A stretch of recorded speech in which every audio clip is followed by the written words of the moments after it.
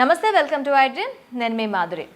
TSPSC Telangana state public services మనకి ఇప్పుడు group 1కి ప్రిలిమ్స్ అయిపోయి మెయిన్స్కి ప్రిపేర్ అవుతున్నారు చాలామంది.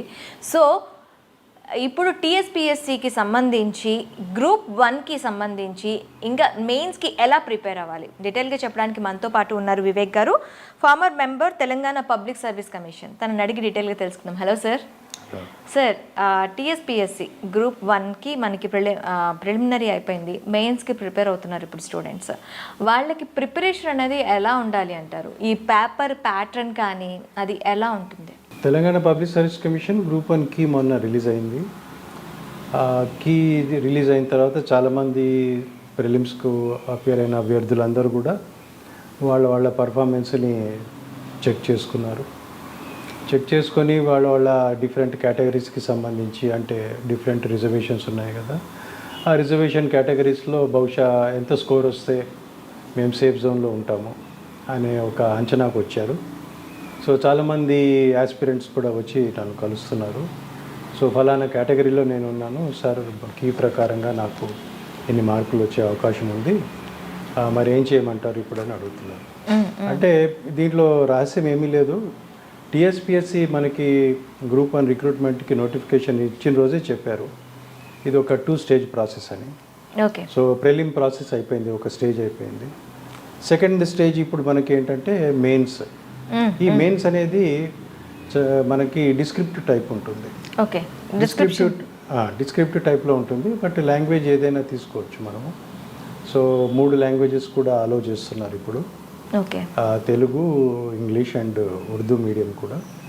సో దీంట్లో వచ్చేసి మనం నోటిఫికేషన్ చూసినట్టయితే ఇప్పుడు సిలబస్లో స్కీమ్ ఆఫ్ ఎగ్జామినేషన్లో మనకి సర్వీస్ కమిషన్ ఏం చెప్తుందంటే written examination will be primarily mains, general English will be qualifying nature ఉంటుంది. అంటే దాంట్లో సివిల్ సర్వీస్ ప్యాటర్న్స్ లాగానే జనరల్ ఇంగ్లీష్ మినిమం మార్క్స్ వచ్చేస్తే, కానీ మినిమం మార్క్స్ రావడం మాత్రం కంపల్సరీ. ఓకే. మినిమం మార్క్స్ రాకపోతే మీరు మిగతా ఎన్ని పేపర్లో ఎంత స్కోర్ చేసినా లాభం లేదు. So it is like gate అనమాట, ఎంట్రీ గేట్. సో మనకి జనరల్ ఇంగ్లీష్లో qualifying test 3 hours paper, 150 marks. So నార్మల్గా ఈవెన్ మనం సివిల్ సర్వీస్ చూసినా కూడా ఇట్లాంటి ఎగ్జామ్స్లో ఈ మధ్య ట్రెండ్ ఏమిటంటే, అంటే చాలా కాలం నుంచి కూడా ఇంగ్లీష్ లాంగ్వేజ్కి తగినంతకు మాత్రమే ప్రాధాన్యత ఇస్తున్నారు. అంటే మరీ ఎక్కువ ప్రాధాన్యత కాదు. అంటే చాలా వరకు మన అందరికీ ఒక అపోహ ఏముందంటే ఇంగ్లీష్ బాగా వస్తే వాడు చాలా ఇంటెలిజెంట్ అనే ఒక అపోహ మనందరికీ చాలా మందికి ఉంది. ఒకరికి రానిది, అంటే అందరికీ రానిది ఎవరికి ఒకరికి వచ్చినప్పుడు వాళ్ళు ఇంటెలిజెంట్గానే ఫీల్ అవుతారు కదా. అంటే language is different, IQ is different. Yes. కాబట్టి ఇక్కడ అంటే పర్టికులర్లీ పబ్లిక్ సర్వీసెస్కి ప్రిపేర్ అవుతున్న వాళ్ళకి కావాల్సింది ఏంటంటే basic understanding of English language. ఎందుకంటే మన దేశంలో ఉన్న పరిస్థితి మనకు అందరికీ తెలుసు. English is basically known as lingua franca అంటాం మనం. అంటే ఇట్స్ ఎ లింక్ లాంగ్వేజ్. ఇంత డైవర్సిటీ ఉన్న దేశంలో ఏదో ఒక లింక్ లాంగ్వేజ్ ఉండాలి అందరికి కలిపి అనేది. సో రాష్ట్ర భాషగా మనం మిగతా అంటే ప్రతి రాష్ట్రానికి ఒక భాష మనం పెట్టుకున్నప్పటికీ కూడా ముఖ్యంగా ఇప్పటికీ అడ్మినిస్ట్రేషన్ బ్యూరోక్రసీలో చాలా వరకు కార్యకలాపాలన్నీ మనం ఇంగ్లీష్లో చేస్తున్నాం. కాబట్టి పబ్లిక్ సర్వీస్కి ప్రిపేర్ అయ్యే ఏ అభ్యర్థి అయినా కూడా అంటే కనీస స్థాయి ఇంగ్లీష్, మరి ఒక ఇంగ్లీష్ లిటరేచర్ ప్రొఫెసర్ లాగానో కాకుండా, అంటే తప్పులు లేకుండా, గ్రామాటికల్గా ఎర్రర్స్ లేకుండా సింపుల్గా చెప్పదలుచుకున్నది సూటిగా చెప్పే ఆ స్తోమత ఉండాలి, లాంగ్వేజ్ ఎబిలిటీ ఉండాలి. అందుకని చాలా వరకు దాంట్లో వ్యాకరణంలో అంటే ఇంగ్లీష్ గ్రామర్లో ఉండే కొన్ని సంబంధించిన క్వశ్చన్స్ ఉంటాయి. అంటే చాలా వరకు మంచి ఒక brilliant 10th class English standard ఉన్నట్టయితే ఈ పేపర్ని ఈజీగా క్రాక్ చేయవచ్చు క్యాండిడేట్స్. 10th క్లాస్ అంటే సరిపోతుంది. 10th క్లాస్ స్టాండర్డ్ నేను అంటే 10th క్లాస్ స్టాండర్డ్ అంటే అంటే మంచి సిన్సియర్గా చదువుకున్న 10th క్లాస్ స్టూడెంట్. ఓకే. అంటే 10th క్లాస్ ఏదో పాస్ అయ్యాను అంటే పాస్ అయ్యాను అన్నట్టు కాకుండా, అంటే సిన్సియర్గా చదువుకొని పాస్ అయిన 10th క్లాస్ స్టాండర్డు అని మనకి కమిషన్ నోటిఫికేషన్లో కానీ వాళ్ళ ప్రాస్పెక్టస్ ఇట్లాంటి వాటిల్లో మనకు చాలా క్లియర్గా చెప్తారు. సో ఇక్కడ బేసిక్గా అభ్యర్థులందరూ గుర్తుపెట్టుకోవాల్సిన అంశం ఏంటంటే ఒక సింపుల్గా ఎర్రర్ ఫ్రీ లాంగ్వేజ్ చెప్పదలుచుకుంది డొక్క తిరుగుడు లేకుండా సూటిగా చెప్పే ఒక ఎబిలిటీ ఉండాలి. సో ఇది క్వాలిఫైయింగ్ మార్క్ నేచర్. సో 150లో వాళ్ళు కొంత కట్ ఆఫ్ నిర్ణయిస్తారు, ఆ మార్కులు తెచ్చుకుంటే సరిపోతుంది. ఇంకా ఈ స్టేజ్ దాటిన తర్వాత టోటల్గా మనం నోటిఫికేషన్ చూసిన తర్వాత సర్వీస్ కమిషన్ వాళ్ళు ఇచ్చిన సిలబస్ చూసినా కూడా మనకు టోటల్గా 6 పేపర్స్ ఉంటాయి. ఈ 6 పేపర్స్లో first paper general essay. Okay. మళ్ళీ జనరల్ ఎస్ఏలో కూడా అంటే అభ్యర్థిని ఒక గందరగోళానికి లోన్ చేయకుండా సర్వీస్ కమిషన్ వారు క్లియర్గా దాన్ని మళ్ళీ ఫర్దర్గా 6 భాగాలుగా విభజించారు. దాంట్లో ఏం చెప్తున్నారంటే the general essay will have to cover the following topics అని వాళ్ళే చెప్తున్నారు క్లియర్గా. ఒకటి కంటెంపరీ సోషల్ ఇష్యూస్, అంటే సమాజంలో ఉన్న ఈనాటి సమకాలీన పరిస్థితులు ఏదైనా కావచ్చు, ఒక లాంగ్వేజ్ ఇష్యూ కావచ్చు, ఒక సామాజిక మార్పు గురించి కావచ్చు. మనకు చాలా సమస్యలు ఉన్నాయి. అంటే ముఖ్యంగా భారతదేశం లాంటి మన దేశంలో ప్లూరల్ సొసైటీ మనం. సో చాలా ఇట్లాంటి సామాజిక అంశాలు చాలా ఉన్నాయి. అంటే including women related issues, gender empowerments ఇట్లాంటివి. తర్వాత ఈ మధ్య మరి ఎల్జిబిటీ క్వీర్ ఇష్యూస్ ఇట్లాంటివి. So anythings that is related to సమాజానికి సంబంధించిన, సొసైటీకి సంబంధించినవి. అండ్ సోషల్ ప్రాబ్లమ్స్ అని కూడా అన్నారు. ప్రాబ్లమ్స్ అంటే ఈ మధ్య మనం చాలా వరకు వింటున్నాం, అసలు రిజర్వేషన్స్ ఉండాలా వద్దా, ఇలాంటి సమస్యలు కూడా. అసలు రిజర్వేషన్స్ వల్ల దానికి ఉండే ప్లస్ అండ్ మైనసెస్ ఏంటి? సార్, ఇది మనకి ఓన్లీ తెలంగాణ స్టేట్ వరకే ఉంటుందా, లేకపోతే ఇది ఇండియా బేస్డ్ ఉంటుందా? ఎట్లా? ఇప్పుడు సోషల్ ఇష్యూస్ అంటే నాట్ రిలవెంట్ ఓన్లీ తెలంగాణ అని మనం తీసుకోలేము, ఇండియా అని మనం తీసుకోలేము. ఈ సబ్జెక్ట్ వాళ్ళు ఫాలో అవ్వాల్సింది ఆ తెలంగాణ రిలవెంటా లేకపోతే ఇండియా రిలవెంటా? That's a good point. నా దృష్టిలో ఏంటంటే మనం ఇండియా యాజ్ అ హోల్గా మనం ఒక అభ్యర్థులకు నా సూచన ఏంటంటే ఇండియా యాజ్ అ హోల్గా మీరు తీసుకోవాలి. దాంట్లో ప్రత్యేకంగా స్టేట్ సర్వీస్కి మీరు ప్రాస్పెక్టివ్ అడ్మినిస్ట్రేటర్గా మీరు ఏం చేస్తున్నారు కాబట్టి రాష్ట్రానికి సంబంధించిన అంశాలపైన ఇంకా ఎక్కువ పట్టు ఉంటే మంచిది. ఓకే. అంటే మనం ఒక పాన్ ఇండియన్ అవుట్లుక్ అనేది చాలా అవసరం. ముఖ్యంగా కారణం ఏంటంటే ఇది స్టేట్ లెవెల్లో చూసినట్టయితే చాలా హయ్యెస్ట్ లెవెల్ ఆఫ్ జాబ్ ఇది. కాబట్టి అతనికి కేవలం రాష్ట్రానికి సంబంధించిన అంశాలే కాకుండా దేశానికి మొత్తానికి సంబంధించినంత వరకు కొంతవరకు ఈ కొన్ని సందర్భాల్లో కొన్ని టాపిక్స్ ఈవెన్ గ్లోబల్ ఇష్యూస్ కూడా వస్తే రావచ్చు, చెప్పలేము. బట్ ఇవాళ మనకున్న ఈ సిలబస్ చూసినట్టయితే contemporary social issues and social problems అని అంటున్నారు. కాబట్టి ఒక పాన్ ఇండియన్ అవుట్లుక్ ఉంటే బాగుంటుంది. అంటే మొత్తం దేశాన్ని, అంటే ప్లూరాలిటీ ఒకవైపు, అంటే ఉదాహరణకు మనం చెప్పుకోవాలంటే యూనిఫార్మిటీ వర్సెస్ యూనిటీ. అంటే ఐక్యత ఉండాలా, లేకపోతే అందరూ ఒకే రకంగా ఉండాలా, అంటే ఒకే భాష మాట్లాడాలి, ఒకే రకమైన భోజనం చేయాలి, లేకపోతే ఒకే రకమైన కట్టుబట్టలు ఉండాలి, ఇట్లా. So today the whole debate is whether we want to achieve unity or uniformity. So in the name of unity sometimes there is a tendency to enforce uniformity. లేదు మీరందరూ ఇలాగే ఉండాలి, మీరందరూ హిందీయే మాట్లాడాలి, లేకపోతే మీరందరూ ఫలానా శాకాహారమే తినాలి, ఇలాంటి అంశాలు కూడా మనకు అప్పుడప్పుడు మీడియాలో మనం చాలా ప్రముఖంగా చూస్తుంటాం. కాబట్టి అంటే ఈ అభ్యర్థికి అలాంటి సామాజిక స్పృహ అనేది ఉండాలి. ఓకే.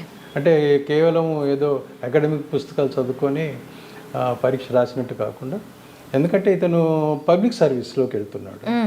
అంటే రేపు ప్రజల సమస్యల్ని పైన ఆయనకు అవగాహన ఉండాలి, ఆ సమస్యలకి ఒక క్రియేటివ్ సొల్యూషన్స్ ఆఫర్ చేసే విధంగా ఉండాలి. సో ఇది దీంట్లో జనరల్ ఎస్ఏలో మొదటి అంశంగా ఇది మనం చెప్పుకోవచ్చు. రెండో అంశం చూసినట్టయితే issues of economic growth and justice. ఇప్పుడు ముఖ్యంగా సామాజిక శాస్త్రాలు మనం చూసినట్టయితే వాటిని వాటర్ టైట్ కంపార్ట్మెంట్స్లో మనం పెట్టలేము. ఓకే. అంటే ఎకనామిక్స్ చదువుతున్నప్పుడు కొంత సోషాలజీ చదువుతాం, కొంత సోషాలజీ చదివినప్పుడు కొంత హిస్టరీ చదువుతాం, కొంత హిస్టరీ చదివినప్పుడు కొంత జాగ్రఫీ కూడా వస్తుంది. సో ఇట్లా సైలోస్ లాగా, అంటే ఇది హిస్టరీ, ఇది జాగ్రఫీ, ఇది ఎకనామిక్స్, నాకు అది మాత్రమే చదువుతానని మనం చెప్పడానికి వీల్లేదు. అంటే అన్ని సామాజిక శాస్త్రాలని మనం ఒక ఇంటిగ్రేటెడ్, ఒక 360 డిగ్రీల కోణంలో మనం వాటిని అర్థం చేసుకునే ప్రయత్నం చేయాలి. కాబట్టి అభ్యర్థికి ఆర్థికపరమైన అంశాలపైన, అంటే దేశానికి ఇప్పుడు ఆర్థిక సంస్కరణలు వచ్చిన తర్వాత దేశంలో అసలు జరుగుతున్న పరిణామాలు ఏంటి, బ్యాంకింగ్ వ్యవస్థలో వస్తున్న పరిణామాలు ఏంటి, లేకపోతే ఈ మధ్య ఎక్కువ మనీ లాండరింగ్ అనే అంశం మనం చూస్తున్నాము. ఇట్లాంటి చాలా అంశాలు ఉన్నాయి. లేకపోతే డిమానిటైజేషన్ కావచ్చు, ఇలాగా. లేకపోతే అసలు బ్యాంకింగ్ వ్యవస్థ అంటే ఏమిటి, అసలు లిబరలైజేషన్ వల్ల ఏంటి పరిణామాలు, మనకు నిజంగా లాభం జరిగిందా, లేకపోతే అసలు మన గ్రోత్ మోడల్స్ ఎలా ఉన్నాయి.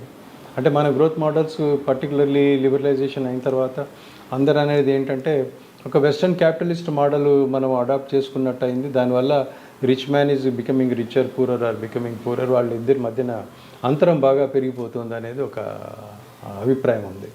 సో వీటికి మనం ఇన్స్టిట్యూషనల్గా ఎట్లాంటి సొల్యూషన్స్ ఇవ్వాలి, లేకపోతే స్ట్రక్చరల్గా ఎట్లాంటి సొల్యూషన్స్ ఇవ్వాలి. సో ఇలాంటి బ్రాడ్ అంశాలపైన అభ్యర్థికి అవగాహన ఉండడం చాలా అవసరం. ఓకే. ఇక మూడో అంశం చూసినట్టయితే డైనమిక్స్ ఆఫ్ ఇండియన్ పాలిటిక్స్, ఇది మూడో అంశం.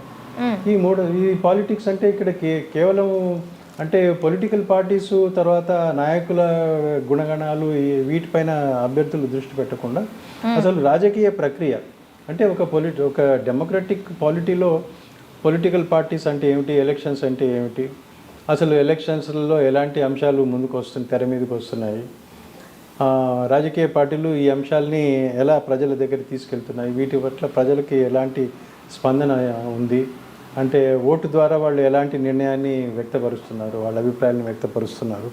సో ఇది మనం చూస్తున్నాం. అంటే మొన్నటి వరకు కూడా ఒకవేళ పార్లమెంట్ ఎలక్షన్స్ని మనం తీసుకున్నట్టయితే మొన్నటి ఎలక్షన్స్లో అనుకున్నాం మనం మళ్ళీ నిజంగా భారతదేశం ఒక 2 పార్టీ సిస్టమ్ వైపు పోతుందా అని, ఒకవైపు ఎన్డీఏ అని, ఇంకోవైపు ఇండియా అలయన్స్ అని ఇలాగా.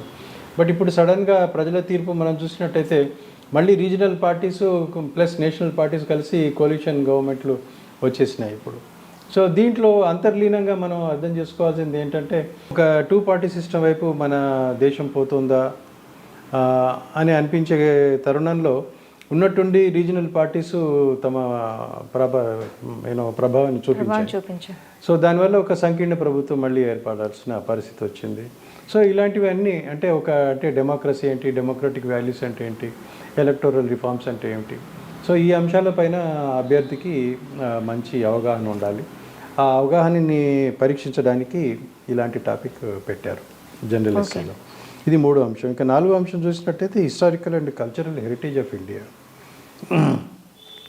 అంటే పర్టికులర్లీ మనకు అందరికీ తెలుసు మన ఒక ప్లూరల్ సొసైటీ. ఈ ప్లూరల్ సొసైటీలో హిస్టారికల్గా చూసినట్టయితే ఏళ్ల తరబడి అంటే మనకు సెంచురీస్ నుంచి మనం చూసినట్టయితే different people have come to India. తర్వాత they have contributed in their own way towards evolution of what is called synthetic culture. కాబట్టి మనం ఆర్కిటెక్చర్ కానీ ఆర్ట్లో కానీ చూసినట్టయితే ఆ ఎలిమెంట్స్ ఎలా ఉన్నాయి, ఎలా ప్రతిబింబిస్తున్నాయి, తర్వాత మన పురాతన కట్టడాల అసలు శైలి ఏమిటి. ఒకవేళ మీరు టెంపుల్స్ చూసినట్టయితే టెంపుల్స్లో భిన్నమైన శైలిలు ఉన్నాయి. నార్త్ ఇండియాలో ఒక స్టైలు, సౌత్ ఇండియాలో ఒక స్టైలు, నగరా స్టైల్, ద్రవిడ స్టైల్, వేసారా స్టైల్ అని ఇలా డిఫరెంట్ స్టైల్స్. సో వీటిపైన అవగాహన ఉండాల్సిన అవసరం కూడా ఉంది. సో ఇది ఒకటి. ఒక ఐదో అంశం చూసినట్టయితే developments in science and technology. Okay. So ఇది స్ట్రేట్గా మనకు అందరికీ తెలుసు. మనం అంటే ఒకవైపు చంద్రయాన్ ఇలాంటి మనం ప్రయోగాలు చేస్తున్నాము, కొత్త రకరకాలైన అగ్ని లాంటి మిసైల్స్ కూడా చేస్తున్నాము. సో అలాగే కాకుండా కేవలం సైన్స్ అండ్ టెక్నాలజీ అంటే ఈ రంగంలోనే కాకుండా జెనెటిక్ ఇంజనీరింగ్ తీసుకోవచ్చు, తర్వాత బయో ఇంజనీరింగ్ కానీ ఇట్లాంటివి, లేకపోతే మెడిసిన్స్లో చాయిసెస్ ఉంటాయా సార్? దానికి చాయిసెస్ ఉంటాయా? Choices I'm coming to that actually. ఇప్పుడు దీంట్లో అది అయిపోయిన తర్వాత ఫైనల్గా education and human resource development. అంటే మనకు అందరికీ తెలుసు India is known for demographic dividend అని అంటాం మనం. అంటే యంగ్ పాపులేషన్, ఆ ఏజ్ గ్రూప్ డెఫినేషన్ ప్రకారంగా యంగ్ పాపులేషన్ చాలా ఎక్కువ ఉంది. సో ఇండియా రేపు 5వ స్థానం నుంచి 3వ స్థానానికి ప్రపంచవ్యాప్తంగా గ్లోబల్గా పోయే క్రమంలో ఈ డెమోగ్రఫిక్ డివిడెంట్ పైన how to leverage this demographic dividend అనేది మనం అలాంటి అంటే మన స్కిల్ డెవలప్మెంట్ కానీ, తర్వాత ప్రధానమంత్రి కౌశల్ యోజన ఇట్లాంటి చాలా స్కీమ్స్ ఉన్నాయి. సో వీటన్నిటి పైన కూడా అభ్యర్థికి మంచి అవగాహన ఉండాల్సిన అవసరం ఉంది. సో మీరు అన్నట్టుగా దీంట్లో జనరల్ ఎస్ఏలో మనకు 6 టాపిక్స్ ఇచ్చారు కాబట్టి క్వశ్చన్ పేపర్ని మరి అక్కడ కమిషన్ వాళ్ళు ఎలా నిర్ణయిస్తారనేది మనం చెప్పలేము. దాన్ని భాగాలుగా విడగొట్టవచ్చు. భాగాలుగా విడగొట్టేసి ప్రతి భాగంలో మళ్ళీ చాయిస్ లాగా ఇవ్వచ్చు. ఓకే, ఇచ్చేసి సుమారుగా ఇప్పుడు అంటే సబ్జెక్ట్ని వీళ్ళు చూస్ చేసుకునే ఛాన్సెస్ ఏమైనా ఉంటాయా, లేకపోతే డైరెక్ట్గా వాళ్ళు ఏవైతే సబ్జెక్ట్స్ ఇచ్చారో ఆ సబ్జెక్ట్స్ మీద ఫోకస్ చేయాల్సి అంటే నార్మల్గా మనకు చాయిస్ ఉంటుంది. ఈవెన్ మనం సివిల్స్లో చూసినా కూడా కొన్ని కాంక్రీట్ టాపిక్స్ ఉంటాయి, కొన్ని అబ్స్ట్రాక్ట్ టాపిక్స్ ఉంటాయి. అంటే కొన్ని మోస్ట్లీ ఫిలసాఫికల్ లెవెల్లో ఉంటాయి. అంటే మనిషి హ్యుమానిటీ అలాంటి అంశాలు, లేకపోతే కొన్ని మెటాఫిజికల్ అంశాలు, అంటే అక్కడ అభ్యర్థి ఇమాజినేషన్ పవర్కి టెస్ట్ చేసే విధంగా ఉంటాయి అన్నమాట. సో ఇక్కడ కూడా బహుశా నేను అనుకోవడము అభ్యర్థికి చాలా చాయిస్ ఉంటుంది. ఎందుకంటే 6 డిఫరెంట్ బ్రాంచెస్ ఇచ్చారు ఇక్కడ. సో 6 డిఫరెంట్ బ్రాంచెస్లో బహుశా మళ్ళీ దీన్ని పార్ట్ 1, పార్ట్ 2, పార్ట్ 3నో ఏబిసినో అలాగ చేసి ప్రతి పార్ట్లో కూడా మళ్ళీ ఒక్కొక్క చాయిస్ కింద ఇచ్చే అవకాశం ఉంటుంది. కాబట్టి ఇక్కడ అభ్యర్థులకు నా సూచన ఏంటంటే మీరు లిమిటెడ్గా ఏదో ఒక టాపిక్ తీసుకొని, అంటే సైన్స్ అండ్ టెక్నాలజీ మార్కులు ఖచ్చితంగా పడతాయి అనుకొని కేవలం సైన్స్ టెక్నాలజీకి సంబంధించిన అంశాలే చదువుకుంటే మాత్రం అది చాలా రిస్కీ. ఓకే, కాబట్టి ఇక్కడ ఇచ్చిన 6 టాపిక్స్ మీద కూడా అభ్యర్థులు ఎంతో కొంత విస్తృతంగా చదువుకొని, అంటే న్యూస్ పేపర్లో వచ్చే మంచి మంచి ఆర్టికల్స్ కానీ, లేకపోతే ప్రముఖులు రాసిన పుస్తకాల్లోంచి కానీ ఐడియాస్ తీసుకొని వాటిని అన్నింటినీ నోట్స్ లాగా తయారు చేసుకొని వీటిపైన పట్టు సాధించడం చాలా అవసరం. ఓకే, ఇది పేపర్ 1 జనరల్ ఎస్సే అయిపోయింది.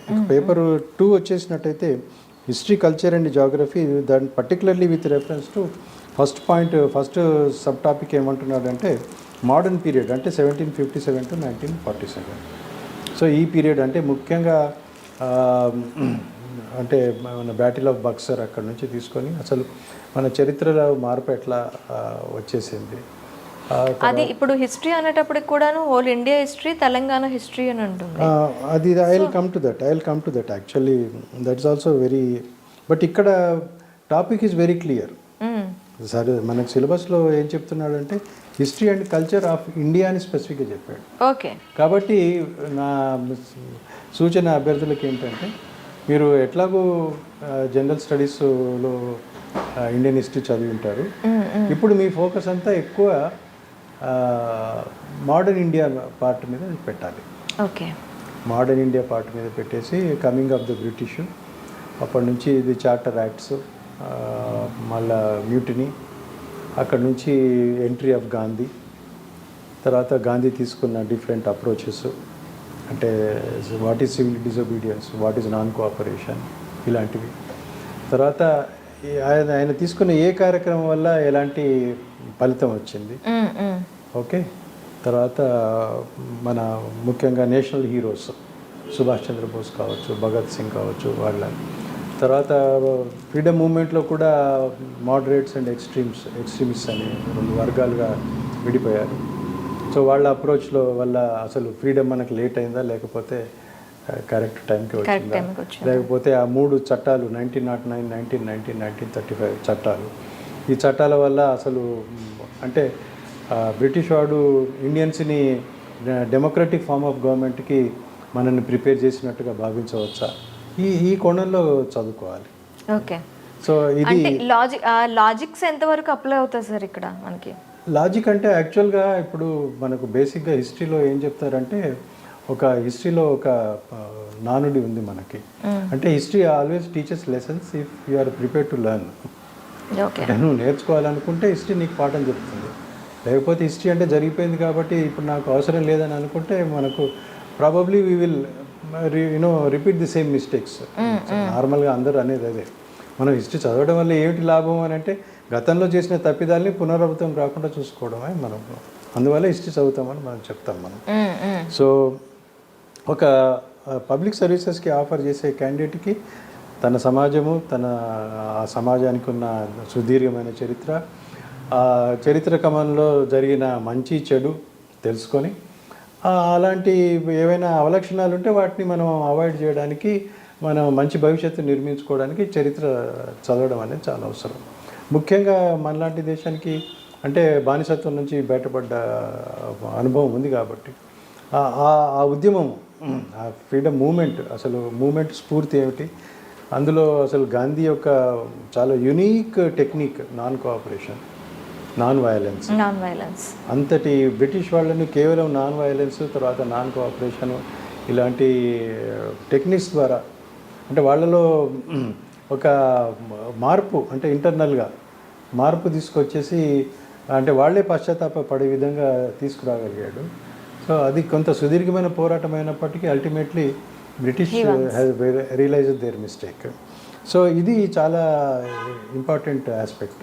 అంటే మనం చరిత్ర చదువుతున్న క్రమంలో కేవలం సంఘటనలు చూడకుండా అసలు సంఘటనల నుంచి మనం నేర్చుకునేది ఏమిటి అనేది అది.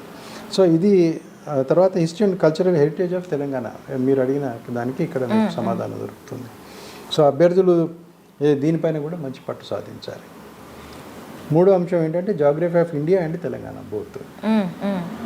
సో ఇది రెండో పేపర్ అయిపోయింది. మూడో పేపర్ వచ్చేసి Indian society, constitution and governance. Okay, 3 papers ఉంటాయి అందులో మనకి. మొత్తం 6 పేపర్లు మెయిన్స్లో 6 పేపర్లు. బట్ ఈచ్ పేపర్లో మనకు సబ్ టాపిక్స్ గురించి మాట్లాడుతున్నాం మనం. ఓకే. సో థర్డ్ పేపర్ వచ్చేసి Indian society, constitution and governance.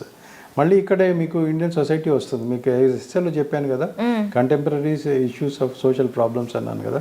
So ఇది చదువుకుంటే అక్కడ ఎస్ఏ రాయొచ్చు, ఎస్ఏ చదువుకుంటే ఇది కూడా ఈ పేపర్ కూడా రాయొచ్చు. So there is a certain overlapping is there. కాబట్టి మంచి సోషలాజికల్ యాంగిల్లో అభ్యర్థి ప్రిపేర్ అయ్యాడు అనుకోండి, మంచి సోషల్ ప్రాబ్లంకి రిలేటెడ్ అయిన ఎస్ఏ అక్కడ ట్యాకిల్ చేయొచ్చు. పేపర్ 3కి వచ్చేసి మళ్ళీ దీనికి సంబంధించిన ప్రశ్నలు వస్తే ఇక్కడ కూడా ఈజీగా రాసేయచ్చు. సో సోషల్ మూమెంట్స్ అంటే ఇప్పుడు జ్యోతిబా పూలే గురించి మనం మాట్లాడుకుంటున్నాము. తర్వాత ఇట్లా సంఘ సంస్కారాలు, అంబేద్కర్ గురించి కానీ ఇట్లాంటివి. తర్వాత constitution of India and governance. So నార్మల్గా నేను ఎక్స్పెక్ట్ చేసేది ఏంటంటే కాన్స్టిట్యూషన్ ఆఫ్ ఇండియాలో కేవలము ఆర్టికల్స్ అలాగా కాకుండా అసలు what are the constitutional issues today. అంటే చాలా వరకు మీరు కూడా మనం అందరం చూస్తున్నాము మీడియాలో. ఇప్పుడు సెక్యులరిజం మీద చాలా డిస్కషన్ జరుగుతుంది. సెక్యులరిజం అనే పదాన్ని ప్రత్యేకంగా చేర్చారు అని చెప్తున్నారు 42nd కాన్స్టిట్యూషన్ అమెండ్మెంట్ ద్వారా.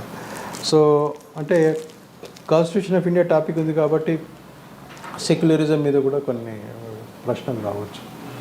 అండర్స్టాండింగ్ అంటే అభ్యర్థి అండర్స్టాండింగ్ ఏంటి సెక్యులరిజం. సెక్యులరిజం అనేది మనకు there is not one version of secularism, there are different versions of secularism. అదే western version of secularism is different, Indian version of secularism is different. అందులో ఈ మధ్య మరి ఫ్రాన్స్ వర్షన్ ఆఫ్ సెక్యులరిజం మీద చాలా మనకి ఆ వర్షన్ గురించి బాగా చర్చ జరుగుతుంది. అంటే state and religion are entirely different. Whereas మన దగ్గర ఏంటంటే state is equidistant towards all religions, but at the same time state also intervenes in religious matters in regard to protection of their rights and all that. So మనది ఒక very unique model of secularism. వేరే western model మీరు చూసుకున్నట్టయితే స్టేట్కి రిలీజన్కి సంబంధం లేదు. Church is different, state is different. Of course ఇప్పుడు ఈవెన్ ప్రెసిడెంట్ ఆఫ్ అమెరికా కూడా బైబిల్ మీద ప్రమాణం చేయొచ్చు, బట్ అది అక్కడి వరకే. But while making policies they are not guided by Bible. Okay, అదొక మారల్ గైడ్ లాగా తీసుకుంటారు కానీ అంటే ఒక పర్టికులర్ ఉన్న దాన్ని అప్లై చేయడం కష్టం. రిలీజియన్ బేస్డ్గా చట్టాలు కానీ పాలసీ నిర్ణయాలు కానీ తీసుకోవడం కుదరదు. అందుకని అక్కడ పౌరుడు, పౌర హక్కులు వీటిపైన ఎక్కువ ప్రాధాన్యం. బట్ ఇక్కడ మన దగ్గర ఏంటంటే మనకు ఒక డిఫరెంట్ అంటే హిస్టారికల్ బ్యాక్గ్రౌండ్ ఉంది కాబట్టి అన్ని వర్గాలకి మనం సమమైన ప్రాధాన్యత ఇస్తూ ఒక హార్మనీ క్రియేట్ చేయడానికి స్టేట్ ఇంటర్వెన్షన్ ఎంతవరకైతే అవసరమో అంతవరకే మనం చేసి మిగతావి వాళ్ళ వ్యక్తిగత అంశాలకి మనం వదిలేస్తున్నాం ఇక్కడ. సో అంటే ఇక్కడ స్టేట్ యాక్టివ్గా ఇంటర్వ్యూన్ అవుతుందా లేకపోతే స్టేట్ నిజంగా కొన్ని అంశాలపైన లెజిస్లేట్ చేయొచ్చా చేయలేదా అనేదానికి మన ముందున్న ఎగ్జాంపుల్సే కారణం. మనం తీసుకోవచ్చు. అంటే ఈ ఉదాహరణకి ట్రిపుల్ తలాక్ కావచ్చు, లేకపోతే Hindu marriage act, special marriages act, ఇట్లాంటివి. సో ఇవన్నీ మన మోడల్ ఆఫ్ సెక్యులరిజానికి సంబంధించి దాని అవుట్కమ్స్ ఇవన్నీ. ఓకే. సో దీనిపైన ఇప్పుడు జరుగుతున్న చర్చలో ముఖ్యంగా గత ఒక దశాబ్దం కాలం పైగా ఇండియన్ సెక్యులరిజము దాని అప్రోచెస్ గురించి బాగా చర్చ జరుగుతుంది. భిన్నమైన అభిప్రాయాలు వెలువచ్చుతున్నారు. సో ఒక అభ్యర్థి ఈ అన్ని అంశాల అంటే ఒక భిన్నమైన దృక్పథాలు ఏమున్నాయి, ఆ దృక్పథం ఏమిటి అంటే మనం నిజంగా are we a true secular country in the real sense of the term as understood by the west, లేక we have our own secular మోడలా అనేది, అది దానిపైన మంచి పట్టు ఉండడం అవసరం. అది చాలా బ్యాలెన్స్డ్గా ఒకవేళ ఈ టాపిక్ వస్తే మాత్రం చాలా బ్యాలెన్స్డ్గా ఆన్సర్ రాయాల్సి ఉంటుంది. సో కాబట్టి చాలా క్లారిటీ ఉండాల్సిన అవసరం ఉంది ఇక్కడ. సో కాన్స్టిట్యూషన్ ఆఫ్ ఇండియాలో ఇంకా చాలా అంశాలు ఉన్నాయి. అంటే ఫండమెంటల్ రైట్స్ పైన కావచ్చు, లేకపోతే basic structure of the constitution అంటే ఏమిటి కావచ్చు. ఓకే. తర్వాత అసలు మరి ఈ మధ్య కాలంలో 1 నేషన్ 1 ఎలక్షన్ అంటున్నారు. అది నిజంగా సమర్థనీయమైన అసలు ఫీజిబులా ఇంత పెద్ద దేశంలో? ఎందుకంటే మొన్నటిసారి ఒక చర్చ ఏమొచ్చిందంటే, మీరు ఒకవైపు ఏమో 1 నేషన్ 1 ఎలక్షన్ అని మీరు అన్నారు, మరి ఇది 7 దశల్లో ఈ పార్లమెంట్ ఎలక్షన్స్ నిర్వహించారు, మరి ఇది ఎట్లా సాధ్యం? Is there not a contradiction అని చాలామంది అడుగుతున్నారు. సో ఇలాంటి first 1 nation only India okay, బాగానే ఉంది. 1 నేషన్ అది కాన్సెప్ట్ బాగానే ఉంది. ఇంత పెద్ద దేశంలో how can establish election commission ఎట్లా చేస్తుంది? సరే, దానికి అప్రోచెస్ ఉన్నాయనుకోండి. అంటే ఇక్కడ మనకు అభ్యర్థికి మనం ఇచ్చే సూచన ఏంటంటే, ఇక్కడ మీరు జవాబులు రాసేటప్పుడు మీరు స్ట్రాటజీ అన్నారు, వ్యూహం ఎలా ఉండాలి అని. వ్యూహం ఎలా ఉండాలి అంటే కేవలం సబ్జెక్టు చదవడమే కాకుండా మీరు ఒక సమగ్రమైన దృష్టి ఉండాలి ఏ అంశం పైన అయినా కూడా. అంటే విపరీత ధోరణులు దే ఆర్ నాట్ వెల్కమ్. అంటే చాలా వరకు ఏదో నేను ఒక రాడికల్ సజెషన్ ఇచ్చాను అంటే ఏమిటి, ఇండియా లాంటి దేశంలో అసలు సెక్యులరిజం అంటే అసలు ఏమి ఉండకూడదు, చర్చిలు ఉండకూడదు, మసీదులు ఉండకూడదు, గుళ్ళు ఉండకూడదు అనో, లేకపోతే అసలు స్టేటు ఇంటర్ఫియర్ కాకూడదనో, వెస్ట్రన్ మోడల్ ఆఫ్ సెక్యులరిజం ఉండాలనో, లేకపోతే అందరూ ఒకే భాష మాట్లాడాలి, లేకపోతే ఇట్లాంటివి. ఈ అంశాలపైన మనకి మన జవాబుల్లో అభ్యర్థులకు నేను ఇచ్చే సూచన ఏంటంటే, మీరు భిన్నమైన వాదనలు ఏవైతే ఉన్నాయో ఆ వాదనల పట్ల మీకు అవగాహన ఉండాలి, ఫస్ట్ పాయింట్. రెండవది వాటిని వ్యక్తపరచాలి. వాటిని మీరు వ్యక్తపరిచి ఇవాళ మన దేశంలో ఉన్న మన సమాజంలో ఉన్న పరిస్థితుల దృష్ట్యా, అంటే ముఖ్యంగా మనకున్న చారిత్రక నేపథ్యం దృష్ట్యా ఒక సమతుల్యాన్ని పాటించవలసిన అవసరం ఉంది వాళ్ళ జవాబుల్లో. అంటే what is called the balance. అంటే ఏమిటి, మరీ ఒక ఎక్స్ట్రీమ్ పోకుండా ఇటు ఎక్స్ట్రీమ్ కావచ్చు, అటు ఎక్స్ట్రీమ్ కావచ్చు. అంటే చాలా వరకు మనం అందరం వింటుంటాం రైట్ వింగ్, లెఫ్ట్ వింగ్ ఇట్లాంటివన్నీ. అంటే ఏదో ఒక ధోరణి అన్నట్టు కాకుండా మన దేశ పరిస్థితులను దృష్టిలో ఉంచుకొని, మనకున్న ఒక చారిత్రక నేపథ్యాన్ని కూడా దృష్టిలో ఉంచుకొని ఒక బ్యాలెన్స్డ్ అప్రోచ్ ఇలాంటి అంశాలపైన, దాని ప్రకారంగా మనం ఆన్సర్ని మనం డిజైన్ చేస్తే బాగుంటుంది. ఓకే. ఇకపోతే పేపర్ 4 వచ్చేసి ఎకానమీ అండ్ డెవలప్మెంట్. సో మనం ఎస్ఏలో కూడా మాట్లాడుకున్నాం ఎంతో కొంత ఎకనామిక్స్ పైన అవగాహన ఉండాలి అని. సో ఎకానమీ అండ్ డెవలప్మెంట్లో ఇండియన్ ఎకానమీ అండ్ డెవలప్మెంట్ అంటే కొంత దీంట్లో మళ్ళీ అగైన్ కొంత హిస్టారికల్గా వెళ్ళడం కూడా అవసరం. అంటే మనకి 47 స్వాతంత్రం వచ్చినప్పుడు ఇండియా పరిస్థితి ఏంటి, పావర్టీ లెవెల్స్ ఏంటి, లిటరసీ లెవెల్స్ ఏంటి. అప్పుడు మనం నెహ్రూవియన్ మోడల్ ఆఫ్ ఎకనామిక్స్ అన్నాం. నెహ్రూవియన్ మోడల్ ఆఫ్ ఎకనామిక్స్లో ఏం అప్రోచ్ తీసుకున్నారు, మిక్స్డ్ ఎకానమీ అప్రోచ్ తీసుకున్నారు. అంటే కొంత గవర్నమెంట్ ఇంటర్వెన్షన్ ఉండాలి, కొంత ప్రైవేట్ పెట్టుబడులు ఉండాలి. ఈ రెండింటిని బ్యాలెన్స్ చేసుకుంటూ ఒక మిక్స్డ్ ఎకానమీ. అంటే కొన్ని కోర్ సెక్టర్స్లో మాత్రమే గవర్నమెంట్ ఇస్తుంది, కొన్ని నాన్ కోర్ సెక్టర్స్లో ప్రైవేట్ ప్లేయర్స్ అంటే టాటాస్ కావచ్చు, బిర్లాస్ కావచ్చు, అప్పట్లో సో ఇలాంటి వాళ్ళని ప్రోత్సహించారు. But at the same time ప్రతిదీ కూడా క్యాపిటలిస్టులకు కానీ పెట్టుబడిదారులకి వదిలిపెట్టలేదు అప్పట్లో. ఎందుకంటే అప్పుడున్న మన నేపథ్యం అలాంటిది. ఎందుకంటే ఒక కొలోనియల్ ఎకానమీ నుంచి బయటపడ్డ దేశం ఒకేసారి ఒక క్యాపిటలిస్టుల చేతిలో పెడితే, క్యాపిటలిజం అనేది బేసికల్లీ క్యాపిటలిస్ట్ మోడల్ ఏమిటంటే ఇట్ ఈస్ ప్రాఫిట్ మోటివ్, ఇది driven by profit motive. But అది నిజంగా మన దేశానికి అప్పుడున్న పరిస్థితుల్లో పనికిరాదు అనేసి నెహ్రూవియన్ ఎకనామిక్స్ అంటారు వీటిని చాలా వరకు.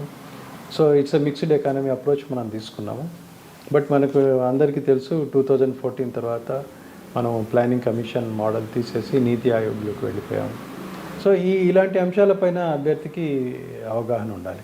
అసలు ప్లానింగ్ కమిషన్ ఎందుకు, దాని నేపథ్యం ఏంటి, దానివల్ల different first 5 year plan, second 5 year plan, different 5 year ప్లాన్స్లో ఏ అంశాలపైన ఫోకస్ చేశారు, తర్వాత ఎందుకు చేశారు అంటే బ్రాడ్ ఒక అండర్స్టాండింగ్. తర్వాత 1991-92 లిబరలైజేషన్ తర్వాత మార్పులు ఎలా వచ్చాయి, అంటే విదేశీ పెట్టుబడులు రావడము, ఇలాంటి అంశాలు. తర్వాత ఇప్పుడు ప్లానింగ్ కమిషన్ ప్లేస్లో నీతి ఆయోగ్ తీసుకొచ్చాము. అసలు ఈ రెండింటికి తేడా ఏంటి? ఒకటేమో టాప్ డౌన్ అప్రోచ్, ఇంకోటేమో బాటమ్ అప్ అప్రోచ్. అంటే ఢిల్లీలో యోజనా భవన్లో కూర్చున్న వాళ్ళే మేము అన్ని మీ దేశానికి, మీ రాష్ట్రానికి మేమే నిర్ణయిస్తామనే రోజులు ఆ రోజులు అవి. అంటే ఒక ఆంధ్రప్రదేశ్ ఉందనుకోండి, ఎక్కడో ఢిల్లీలో యోజనా భవన్లో కూర్చొని నీకేం కావాలో నేను నిర్ణయిస్తాను అనే రోజులు అవి. బహుశా అది కొంతవరకు పనిచేసి ఉండొచ్చు ఆ రోజులున్న పరిస్థితికి. బట్ ఇప్పుడు ఒక అంటే ఎకనామిక్ లిబరలైజేషన్ తర్వాత మనకు చాలా వరకు ఈ ఇండివిజువల్ ఇనిషియేటివ్స్ బాగా రావడము, పెట్టుబడిదారీ వ్యవస్థ రావడము, ప్రతి రాష్ట్రం కూడా తమకి కావాల్సిన ప్రత్యేకమైన అవసరాలు, అంటే ఒక రాష్ట్రంలో మినరల్ రిసోర్సెస్ రిచ్గా ఉండొచ్చు, ఇంకో రాష్ట్రంలో ఇంకో వనరు రిచ్గా ఉండొచ్చు, ఇంకో రాష్ట్రంలో మీకు సముద్ర తీరం ఉండొచ్చు, ఇంకో రాష్ట్రంలో మీకు ఇంకో రకమైన వనరులు ఉండొచ్చు. సో ఆ వనరుల దృష్టిలో పెట్టుకొని ఇక్కడ మనము బాటమ్ అప్ అప్రోచ్ లాగా, అంటే మనం ఇవాళ నీతి ఆయోగ్లో మనం చూసినట్టయితే ప్రతి state chief minister is a member there. So it's a consultative process. So ఇలాంటి పారాడైమ్ షిఫ్ట్స్ ఏవైతే ఉన్నాయో, అప్పుడేమో టాప్ డౌన్ అప్రోచ్, ఇప్పుడేమో బాటమ్ అప్ అప్రోచ్, ఇలాంటివి. తర్వాత భిన్న రంగాల్లో మనం తీసుకొచ్చిన మార్పులు, అంటే ఇండస్ట్రియల్లో తీసుకొచ్చిన మార్పులు, లేబర్ లాస్లో వచ్చిన మార్పులు. ఇప్పుడు లేబర్ లాస్లు అన్నింటినీ క్రోడీకరించి 3-4 లాస్ కింద తీసుకొస్తున్నారు లేబర్ కోడ్ అని. సో దాంట్లో నిజంగా మరి కార్మిక వర్గాలకి బెనిఫిషియల్గా ఉందా, లేకపోతే యాజమాన్యాలకి బెనిఫిషియల్గా ఉందా? సో ఇలాంటివన్నీ కూడా అభ్యర్థి చూసుకోవాల్సిన అవసరం ఉంది. ముఖ్యంగా బ్యాంకింగ్ రంగంలో సంస్కరణలు చాలా వరకు మరి మనం మిగతా చాలా బ్యాంక్స్ అన్నీ మనం కుదించేసి ఇప్పుడు ఒక స్టేట్ బ్యాంక్ ఒకటే పెట్టాము. Okay, what is the role of RBI? ఇలాంటి అంశాలు అన్నిటిపైన కూడా అభ్యర్థికి పట్టు ఉండడం అవసరం. అది ముఖ్యంగా మళ్ళీ క్లారిఫికేషన్ ఏంటంటే ఇండియన్ ఎకానమీ అండ్ డెవలప్మెంట్ అంటున్నారు కాబట్టి ఒక బ్రాడ్గా ఇండియన్ ఎకానమీ యాజ్ అ హోల్గా అభ్యర్థులు చదవాలి. దీంట్లో రెండో టాపిక్ వచ్చేసి Telangana economy specific. Okay. So Telangana economy specific అంటే నా దృష్టిలో ఏంటంటే మనం ఇప్పుడు తెలంగాణ ఫార్మేషన్ అప్పటి నుంచి తీసుకోవడం బెటర్, ఈ గత ఒక డికేడ్ పీరియడ్. సో దానికి వీళ్ళకి సోర్స్ మెటీరియల్ అంటే మనకి తెలంగాణ గవర్నమెంట్ వెబ్సైట్స్లో planning and finance and planning department వాళ్ళు మనం ప్రతి సంవత్సరం అవుట్లుక్ తీస్తారు. ఇప్పుడు నేషనల్ లెవెల్లో ఎట్లాగో సోషియో ఎకనామిక్ అవుట్లుక్ తీస్తారు, మన స్టేట్ లెవెల్లో కూడా సోషియో ఎకనామిక్ అవుట్లుక్ డాక్యుమెంట్స్ ఉంటాయి. సో అభ్యర్థులందరూ కూడా ఆ డాక్యుమెంట్స్ తీసుకొని ఎంఫసిస్ ఎలాగా తెలంగాణ మూమెంట్ నుంచి తీసుకోవాలి అంటారా, లేకపోతే ఆఫ్టర్ ఫార్మేషన్ ఆఫ్ తెలంగాణ తీసుకుంటే ఇక్కడ బేసికల్లీ ఇక్కడ టాపిక్ ఏమి ఇచ్చాడు అంటే తెలంగాణ ఎకానమీ అన్నాడు. ఓకే, అంటే తెలంగాణ ఎకానమీ అంటే ఇక్కడ స్పెసిఫిక్గా తెలంగాణ ఎకానమీ అన్నారు కాబట్టి తెలంగాణ యాజ్ ఎ రీజన్గా బహుశా అంత అవసరం లేకపోవచ్చు, ఎందుకంటే we're part of the AP at that time. So Telangana economy అంటే మనకి తెలంగాణ ఫార్మేషన్ అప్పటి నుంచి 2014 నుంచి మనం తీసుకుంటే ఈ దశాబ్ద కాలంలో సంవత్సరం అంటే ప్రతి సంవత్సరం కూడా మనం నిర్ణయించుకున్న లక్ష్యాలు ఏంటి, ఏ రంగాలపైన దృష్టి పెట్టాము, తర్వాత ఆ రంగాలకు పైన థ్రస్ట్ ఏదైతే మనం పెట్టామో దానికి సంబంధించిన పాలసీ ఇనిషియేటివ్స్ ఏంటి, ఇప్పుడు ఉదాహరణకి ఇండస్ట్రియల్ రంగం తీసుకోండి. మన గత ప్రభుత్వంలో టీఎస్ ఐపాస్ అని పెట్టారు, సింగిల్ విండో. తర్వాత సెక్రటేరియట్లో ఒక చేజింగ్ సెల్ అని పెట్టి ఒక సీనియర్ ఐఏఎస్ ఆఫీసర్ని కూడా అక్కడ అపాయింట్ చేశారు. సో అంటే they went to the extent of even ఒక మంచి పెట్టుబడిదారుడు వస్తే ఎయిర్పోర్ట్కి కూడా వెళ్ళి రిసీవ్ చేసుకోవాల్సిన ఇన్స్ట్రక్షన్స్ కూడా ఇచ్చారు మనకు. So that tells us the focus. అంటే తెలంగాణలో ఇండస్ట్రీ కాస్త వెనుకబడింది ఆంధ్రప్రదేశ్లో భాగంగా ఉన్నప్పుడు. కాబట్టి ఇప్పుడు మనం పారిశ్రామికంగా అభివృద్ధి చెందాలనే ఉద్దేశంతో అలాంటివి తీసుకున్నారు. తర్వాత అగ్రికల్చర్, హార్టికల్చర్ రంగంలో కానీ ఇట్లా డిఫరెంట్ రంగాల్లో తీసుకున్న సంస్కరణలు ఏంటి, ఇనిషియేటివ్స్ ఏంటి వాటి గురించి. తర్వాత గ్రోత్ రేట్స్ అంటే ట్యాక్స్ రెవెన్యూస్ టు స్టేట్ జిఎస్డిపికి ఎంత పర్సంటేజెస్ ఉన్నాయి అలాంటివి. తర్వాత మిగతా రెవెన్యూ ఎర్నింగ్ శాఖలలో తీసుకొచ్చిన కొన్ని మార్పులు అంటే more and more towards transparency చేసి సిటిజన్ ఫ్రెండ్లీ గవర్నెన్స్ కింద. అంటే చాలా వరకు ట్యాక్సెస్ ఇవేజన్కి అవకాశాలు లేకుండా ఎలాంటి మనం ఇనిషియేటివ్స్ తీసుకున్నాము వాటి గురించి కూడా దీనికి సంబంధించిన అంశాలన్నీ కూడా మనం దాంట్లో చూడవచ్చు. తర్వాత development and environmental problems. Okay, అంటే ఆల్రెడీ మనకు అందరికీ తెలుసు డెవలప్మెంట్ ఎట్ వాట్ కాస్ట్ అని వాళ్ళ అందరూ క్వశ్చన్స్ అడుగుతున్నారు. గ్లోబల్ లెవెల్లో మనం చూసినట్టయితే కాన్ఫరెన్స్ ఆఫ్ పార్టీస్ ఉంది. కాన్ఫరెన్స్ ఆఫ్ పార్టీస్లో మనకు గ్లాస్గో అక్కడ నుంచి ప్యారిస్ కన్వెన్షన్ నుంచి తీసుకున్నట్టయితే ప్రతిసారి ప్రతి ఇంపార్టెంట్ సిఓపిలో తీసుకునే నిర్ణయాలు ఏమిటి, ఆ నిర్ణయాలకి భారతదేశం తీసుకుంటున్న కాంప్లిమెంటరీ మెజర్స్ ఏంటి దానికి అనుగుణంగా. అంటే మనం India is today part of the solar alliance. అంటే today there is a greater shift towards tapping the solar energy so that the carbon print gets reduced and all that. So ఇలాంటి అంశాలు అన్నిటిపైన కూడా అభ్యర్థికి అవగాహన ఉండడం చాలా అవసరం. తర్వాత పేపర్ 5 వచ్చేసి science and technology, data interpretation. ఇది చాలా వరకు మ్యాథమెటికల్గా అంటే మిగతా subjects not subjects what I mean is exams. ఇప్పుడు నార్మల్గా బ్యాంకింగ్ ఎగ్జామ్స్ కానీ లేకపోతే ఇలాంటి క్యాట్ ఇలాంటివి రాస్తుంటారు కదా, అదే అప్రోచ్ ఇక్కడ సరిపోతుంది. రీజనింగ్ అవి తీసుకొని చేస్తే సరిపోతుంది. అంటే ఆస్పిరెంట్స్ ద్వారా generally given to taking such exams they will be comfortable with this. దీనికి ప్రత్యేకంగా ఫలానా బుక్కే చదువుకోవాలని ఏం లేదు. బహుశా మార్కెట్లో చాలా స్టాండర్డ్ బుక్స్ ఉన్నాయి ఇలాంటివి. So this is very generic in nature. అంటే ఏ కాంపిటేటివ్ ఎగ్జామ్ పైన ఇలాంటివి ఏదో 4 బొమ్మలు ఇస్తారు, తర్వాత బొమ్మ ఏమొస్తుంది, లేకపోతే ఒక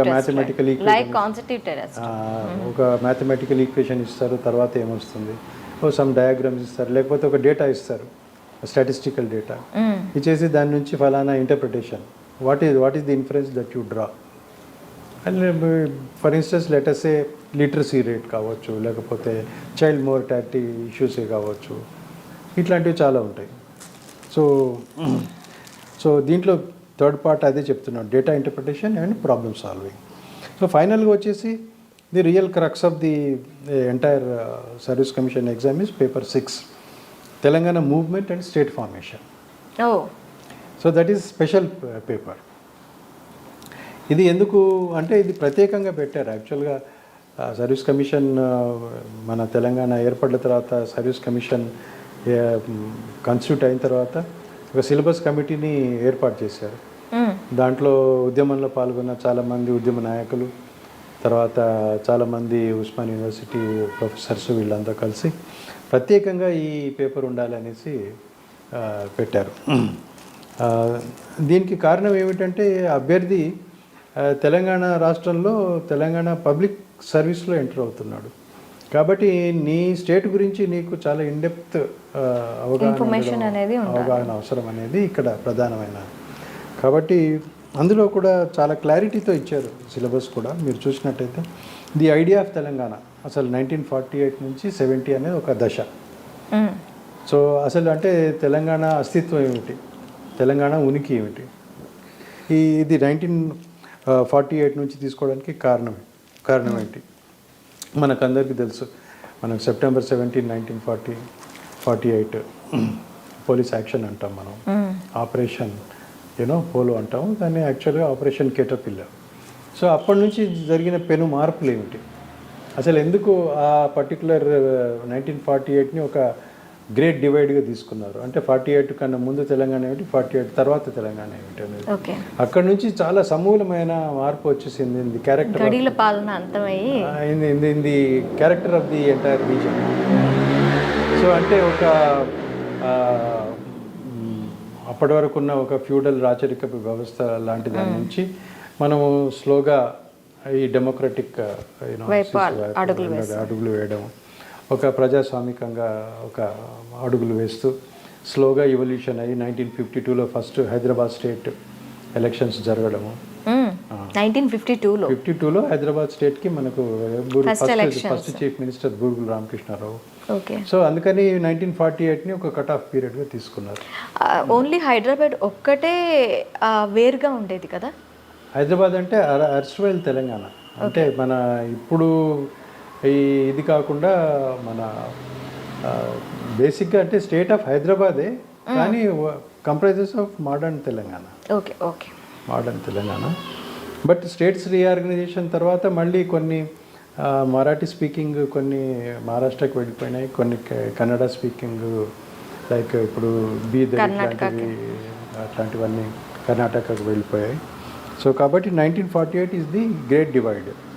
ఇప్పుడు మనము ఇండియన్ ఫ్రీడమ్ మూవ్మెంట్ని ఎట్లయితే 1857 ఒక గ్రేట్ డివైడ్గా తీసుకుంటాము, అంటే సిపాయి మ్యూటినీ ఎట్లయితే గ్రేట్ డివైడ్గా తీసుకొని, అంటే అంతకుముందు ఉన్న ఇండియా ఏమిటి, అప్పటి నుంచి ఉన్న ఇండియా ఏమిటి, దాన్ని గ్రేట్ డివైడ్ అంటాం మనం. ఇంకా అక్కడ నుంచి అసలు చరిత్ర గతి మారిపోయింది అని చెప్పడానికి. సో ఇప్పుడు తెలంగాణకు వచ్చేసరికి 1948 పోలీస్ యాక్షన్ 17 సెప్టెంబర్ 1948 తర్వాత తెలంగాణ అంటే అది direction in which it is moving has totally change and it's character has also undergone a lot of change. So అక్కడ నుంచి 70 వరకు తీసుకున్నారు. మొబిలైజేషనల్ ఫేజ్ అని 71 నుంచి 1990 వరకు తీసుకున్నారు. తర్వాత finally towards formation 1991 to 2014.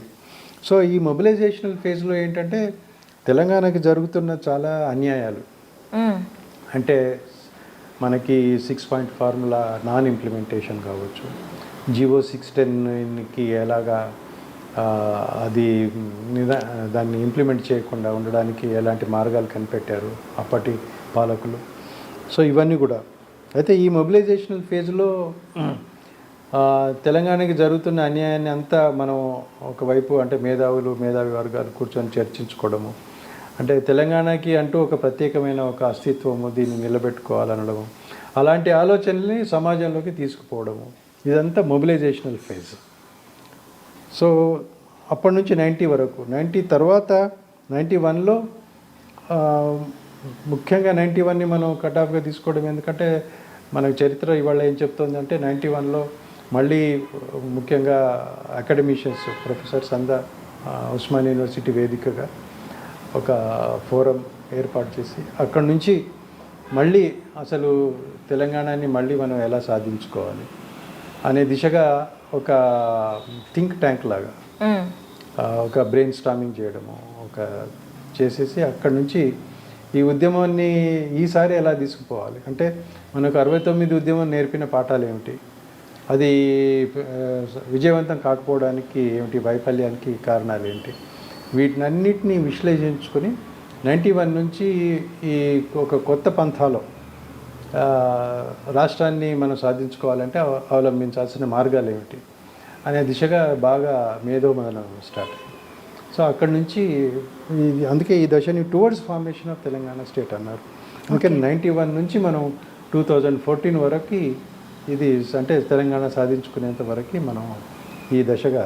So కాబట్టి దీనికి సంబంధించి నా సూచన అభ్యర్థులకి ఏంటంటే, ఆల్రెడీ మనకి మార్కెట్లో తెలుగు అకాడమీ సంస్థ వాళ్ళు ప్రత్యేకంగా ఈ పేపర్ని దృష్టిలో పెట్టుకునే పుస్తకాలు తీసుకొచ్చారు. అది కాకుండా కొన్ని డిఫరెంట్ సోర్సెస్ నుంచి కూడా అభ్యర్థులు మంచి స్టాండర్డ్ మెటీరియల్ని చదువుకోవడం చాలా అవసరం. సో ఇది బ్రాడ్గా మనం చూసినట్టయితే ఇది చాలా కాంప్రహెన్సివ్గా మనం అన్ని రంగాల్ని ఇక్కడ కవర్ చేసినట్టుగా మనకు కనిపిస్తుంది. అయితే ఇక్కడ ప్రిపరేషన్ ఎలా ఉండాలి? ఇప్పుడు మనం చాలా వరకు మనం అంటే ఏ రంగాలపైన ఎలాంటి టాపిక్స్ వచ్చే అవకాశం ఉంది, అభ్యర్థి ఎట్లా సన్నద్ధంగా ఉండాలి అనే గురించి మాట్లాడాం. బట్ యాక్చువల్గా పేపర్ ఎలా ఉండబోతుంది అనే దానిపైన కూడా మనం కొంత ఊహాత్మకంగా ఊహాజనితంగా కొన్ని మాట్లాడుకోవచ్చు. Okay sir, thank you very much.